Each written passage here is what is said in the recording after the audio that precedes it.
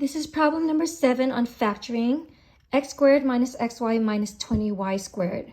So the first thing we're going to do, step 1, is to always find out if there's a GCF, greatest common factor. So I look at this, x squared, xy, and 20y squared. There's no greatest common factor, so none. Step 2 is to count the terms, and then that'll tell you which strategy to use. So here, I see that there are 3 terms. So because there's 3 terms, I'm going to want to use the X box method that I talked about before. So the X box method is x squared minus xy minus 20y squared. I'm going to look first at the first term, and then I'm going to look at the last term. So looking at these, the first and the last term, I'm going to ask myself, what are the factors of the first term and what are the factors of the last term? What are things that multiply to get? What are things that multiply that can give me the first term? So things that multiply to give me the first term are x and x. 20y squared, what are the factors of 20y squared? Well, there's out of the number 20, you could choose 10 and 2. You could use 4 and 5. And you can choose 1 and 20, right? So those numbers multiply together to give you 20. So I could use any one. So let's just pick one. And just for the sake of time, I'm going to pick the one that I know is going to work. So let's use 4 and 5. So it's going to be 4 and 5. And then y squared, so there has to be a y next to it, because 4y times 5y will give me 20y squared.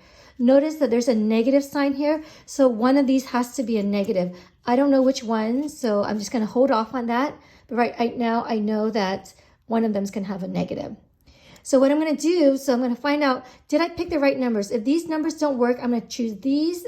And if this one doesn't work, I'm going to try the other one. So it's kind of like a lottery guessing game, but you're only guessing amongst 3 choices. So now I'm going to cross multiply.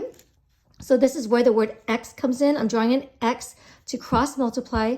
So when I cross multiply, I end up getting 5xy, because x times 5y is 5xy.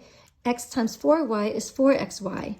And then I ask myself, can I combine this in any way, adding or subtracting, to give me the middle term? Because you might be wondering, hey, what's the middle term for? Well, the middle term is really important. The middle term will tell you whether you chose the right numbers or not. So I kind of think of it as, hey, it's the middle child. They are good for something, right? The middle child is actually very important. The middle child tells you whether you pick the right number or not. So can I add or subtract this to give me a negative 1xy?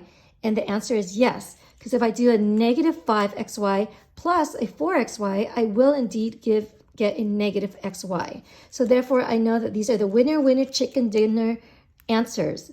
So negative 5xy, that's what I want. So I know I need a negative right here. So if you recall, I had mentioned that I'm going to need a negative on one of these terms in order to make this a negative 20y squared. So there indeed is the negative. So now I'm done with the x. The next thing I'm going to do is I'm going to box it. And the reason why I boxed it is because it just tells me how I want to present my answer.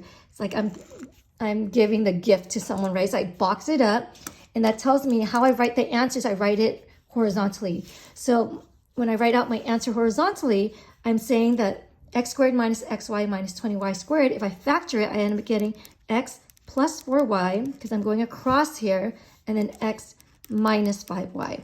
And this will be my final answer. The last step is just to check it, right? Check your answer to see if you got the right one. So how you check it is you're going to distribute through and see if you get what you originally started off with. So when I distribute through, I get x squared, distribute through, minus 5xy, distribute, plus 4xy, distribute, minus 20y squared. And then I can combine these 2 terms because they're like terms. So I get x squared minus xy minus 20y squared. And what do you know? Holy smokers, this is the exact same thing as what we started off with.